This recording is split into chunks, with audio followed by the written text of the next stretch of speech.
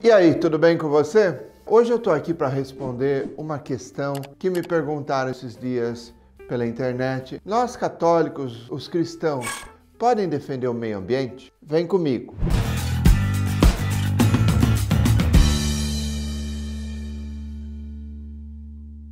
Oi, eu sou o Padre Paulo da Ladeia, tenho esse canal para catequistas, para ajudar na catequese, para responder algumas perguntas. Se você é engajado, se você tem interesse nesse assunto de meio ambiente, hoje nós vamos responder um pouco sobre isso. Bom, quando a gente fala sobre meio ambiente, tem gente que é contra, tem gente que diz, olha, isso daí é hipótese Gaia, isso daí é panteísmo, isso daí é coisa que um cristão católico não deve entrar. Muito pelo contrário, se você pegar a palavra de Deus, se você pegar a Bíblia, por exemplo, Gênesis 2, versículo 15, vai ver que lá está escrito assim, e Deus colocou o homem para guardar e lavrar o jardim, para guardar e cuidar do jardim, dependendo da tradução. Mas você vai ver que no capítulo 3 de Gênesis, que fala da queda, que fala do pecado, que fala da escolha de Adão e Eva pelo mal. Então, o capítulo 2 é ainda o projeto original de Deus para o homem.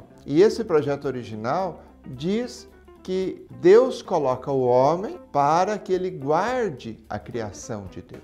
Porque é Deus que fez. Não são astros, não são deuses, não são nada. Deus que fez o sol, a lua, as estrelas, o mar, a natureza, os animais. Então, eles são meio que irmãos do ser humano. Estamos falando do projeto original de Deus para a humanidade. Se você pegar, por exemplo, Mateus 19, quando tem uma polêmica grande sobre a questão do divórcio e tal, Jesus responde a essa polêmica dizendo, olha, no começo não era assim. Moisés disse que vocês poderiam se divorciar, mas no começo, e aí ele cita Gênesis, para dizer, olha, a vocação primeira do homem é que o homem possa cuidar da sua esposa e que a esposa possa cuidar do seu homem. Então, assim, cuidando uns dos outros, eles serão felizes. Essa é a vocação mais original. Jesus sai da polêmica mostrando que é mais profundo do que tudo para o homem a vocação de cuidar do outro. E não só de cuidar do outro, mas na polêmica não estava falando, mas a questão de cuidar também da criação. Então, o Papa Francisco, por exemplo, escreveu uma encíclica dentro da melhor tradição da Igreja de mais de 100 anos, falando sobre a Laudato Si, que diz para cuidarmos da criação.